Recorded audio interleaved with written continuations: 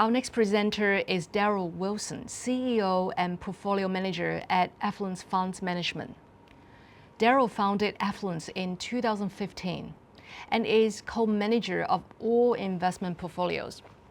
He has experience across all aspects of funds management, including investment, operations, and capital raising. His presentation topic today is, "Now is the time to be a contrarian." Welcome to the presentation, Daryl. Thanks, Angelina. So today I'm going to take you through some reasons we think it's a good time to be contrarian. I'm going to talk about how we do that in one of our funds, how we're currently positioned, and a few examples of current investments in that fund, just to give you all out there an idea of how we're handling this, what I would say is a fairly unique investment environment at the moment. By way of a very quick introduction, at Affluence, we've been going for just over 10 years. We offer 4 funds. The one I'm going to refer to a little bit today is the Affluence Investment Fund, and it's really a combination of all of our best ideas, and it also includes an allocation to our other 3 funds. Our other 3 funds are specialist strategies where we believe we can add value. So we don't set up a specific fund unless we believe we can add a lot of value over time. We have an income-focused fund, which at the moment is heavily invested in various private credit investments. We have an LIC fund, which I've spoken about with InvestmentMarkets before, and it deals in discounted listed investment companies. And we have a small companies fund, which is for wholesale investors only, and as the name suggests, invest in small companies, which are very interesting at the moment. When we're looking to invest, by way of a philosophy, we have a value focus, and we're looking with all of our funds to give our investors 3 things. Firstly, better than average returns over 3 years and longer. Secondly, regular income, which we consider to be at least quarterly and at least 5% per annum as the target for all of our funds. And finally, smoother returns, which helps to limit drawdowns and helps you get through negative market events with less drama. So on with the show. Why is it now a good time to be contrarian? Well, let's look at some perceptions and our view on the reality out there at the moment. There's a general view everything's expensive. Our view is different. We look across all asset classes, all areas, and I can tell you there are plenty of bargains out there, but not necessarily in the obvious places. So while there are certainly a lot of places that are expensive, there are also a lot of very cheap opportunities at the moment. It's a very unusual situation. It's very rare to see that in a single market, to see so many opportunities at either end of the spectrum. There's a general view that US exceptionalism is worth a premium. Our view is that time is over and the US market is overvalued, and it will continue to be overvalued, although at the moment it's probably showing signs of moving back to normal, and we think that might be a trend that kicks in. There's a view that you must have an allocation to artificial intelligence, to AI in your portfolio. It's the thing to have. It's where all the alpha is going to come from. Our view is that we're probably at or near the very top of what Gartner terms the hype cycle. And this happens in every new trend. And at the moment, it feels to us a bit like the internet in 2000, where the internet changed the world over 20 years. But in March 2000, it was probably 3 to 4 times overvalued in terms of getting access to that. We feel that AI-driven companies are similarly, might well change the world over 10 years, but right now they're tremendously expensive, and investing in those is most likely going to lead to disappointment. There's a view that interest rates are going to fall quite a bit from here. Our view is not so much. And, we are seeing perhaps inflation sticking around in one way or another. We think we're going to see a resurgence of inflation over the next year or two. And what that probably means is that interest rates are going to stick about where they are, or maybe a little bit lower is going to be the new normal for the foreseeable future. If interest rates fall a lot, it means something very bad's probably happened in markets, and that's not what we want to see. There's a perception that quality stocks are worth a premium, and not just US, but around the world.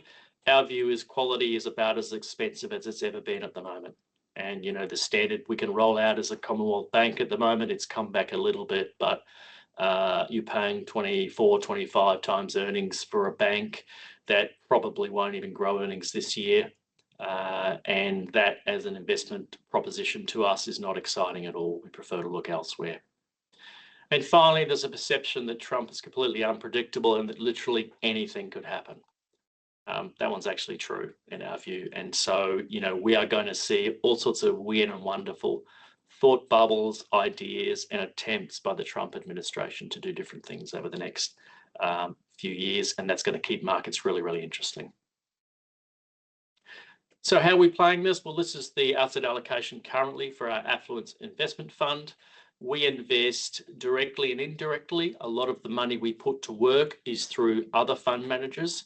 We pick managers that are doing something differentiated, that have very much a niche speciality in what they're doing. And so you're not getting anything average with us. You're getting a blend of strategies and assets that are very, very different. So at the moment, we've got a good blend between Aussie and global equities. We've got some property, mostly listed REITs, a small and growing allocation to resources, and about half that's in gold miners. We've got a sizable allocation to our LIC strategy, because at the moment we've got a portfolio of LICs at about a 25% discount, a small and growing allocation to small caps, and then the balance of the portfolio is mostly defensive strategies, market neutral alternatives, debt, fixed interest, and some hedges. This is a snapshot of the top 10 investments, looking at the underlying funds and the managers that we use. As you look down that list, you might see a few names that aren't particularly known to you, perhaps a little bit under the radar. And that's the idea. Most of the managers we invest with are not brand names. They're out there doing things that are a bit unusual and a bit different. In a lot of cases, they only take money from high net worth and institutional investors. And in a lot of cases, their funds are closed to new customers. They're not taking new capital. So we're able to provide access to a range of different underlying managers across a whole range of asset classes. What do we like right now? There's 4 areas I'd highlight where we see good opportunities. Firstly, private credit. It's definitely flavor of the month, but there genuinely is an advantage in that space. We're seeing reasonably low risk opportunities where you're getting perhaps 4 to 5% above the RBA cash rate. And so we are able to deliver in that area comfortably somewhere between 7 and 8% per annum on what we believe are pretty low risk opportunities out of private credit. LIC, as I mentioned previously through our fund there, we are currently sitting on a portfolio of listed investment companies that's trading at around a 25% discount to its asset value. And that's basically as high as it's been since we've been investing in that sector. And we think over a 2 to 3 year window, the discount will close. There's a lot of opportunity in that space. REITs in the small to mid cap space, there's a lot of REITs that are similarly trading at 20, 30, in some cases 40% discount to the value of their assets. That to us represents a compelling opportunity if you're prepared to be patient. And finally, small caps, micro caps, mid caps, that whole space is interesting, particularly the value stocks in that space. They've been completely ignored. They've got no friends. There's very little capital going in. And as a result, you can pick up a portfolio of small caps these days, generally a range of businesses and a range of discount-driven opportunities at, sort of prices we haven't seen since the financial crisis. So there's absolutely great value to be had there as well. Just looking now at 3 or 4 examples of where we've invested and why we like these different areas. So this is a fixed income example. This is Merrick's Capital. They've delivered for us, for our Affluence investment fund, around 9 to 10% per annum returns in the period we've been investing with them. They invest across real estate, a little bit of development, construction, and also importantly, a lot of agricultural loans. So there's a good opportunity to do something different in that space. They've got quite a long track record and a good history of doing that very, very well. And it's an incredibly diversified portfolio. As an example of some LICs we like, CD1, CD2, and CD3, all listed on the ASX. Core holdings in our LIC fund currently. They each own a portfolio of private equity investments in the US, which are gradually being sold and the proceeds being returned to investors. And that's probably got between 2 and 4 years to run on each of these three vehicles. At the moment, you can pick these up. We've been picking them up for between 30 and in some cases 40% discount to the value of the investments that they own. For us, that's a compelling opportunity. And there are a range of other LICs with similar types of discounts and similar sorts of situations where we've been buying over the last year or so. A discount capture opportunity for us at the moment, another ASX listed stock, URF, which is a portfolio of US apartments, which are being, again, gradually sold over time, trading currently at about a 30+% discount to the value of those properties. And we would expect over the next 2 to 3 years, the majority of those assets will be sold and the capital returned to investors. So you're able to profit as that discount closes, as the capital returns. You're also able to profit if those properties themselves actually go up in value. There's another one here, property related as well. We bought into this vehicle in mid-2024. This is Centre Group, or Westfield as they're better known in Australia, the first ever time they offered an unlisted property fund. And what they did was they acquired an existing asset that they managed, of which half was owned by another manager. They acquired that 50% share. They continue to hold the other 50% of this asset. They bought it at an incredibly attractive valuation, such that they've already written it up by about 25% since we bought in last year. But even now, it's a very attractive asset on an attractive 8 to 9% yield. And I think there's more to go in this one. So another opportunity that we picked up late last year that is currently showing exceptional value. And finally, a private equity type play. This is Kyland, which owns a bunch of forestry on Kangaroo Island, 14,000 hectares, in fact, which is being converted to farmland, agricultural land. And ultimately, it will be one of the largest sheep stations in the Southern Hemisphere if it was sold all in one line. It's likely that it'll be split into 3 or 4 different blocks and sold. As a kicker along the way, the project itself is eligible for substantial carbon credits potentially, and that's because of the process they're going through to capture the carbon from the timber. It's called pyrolysis, and it produces a byproduct called biochar, which is useful in various different ways. And because they're doing that in a very ESG friendly way, they're able to generate significant carbon credits from that project. So that is on the surface a property play, but it's also an ESG carbon credit play as well, with the potential for that vehicle to undertake other similar projects over the years. So that's just a very quick snapshot there of what we've been doing, how we've been investing, why we think now is a very interesting time in markets, and why we think now is probably one of those weird times where a lot of strange stuff's going to happen.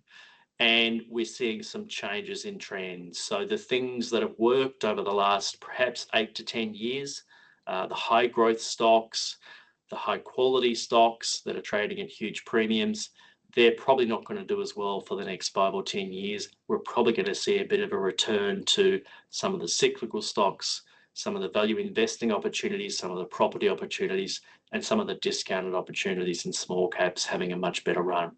That's our view on life. And if you agree, you might want to have a look at our website and have a look at the funds that we manage. That's really all I wanted to talk to today. I think there's a quick snapshot there of the distribution profile from our Affluence investment fund.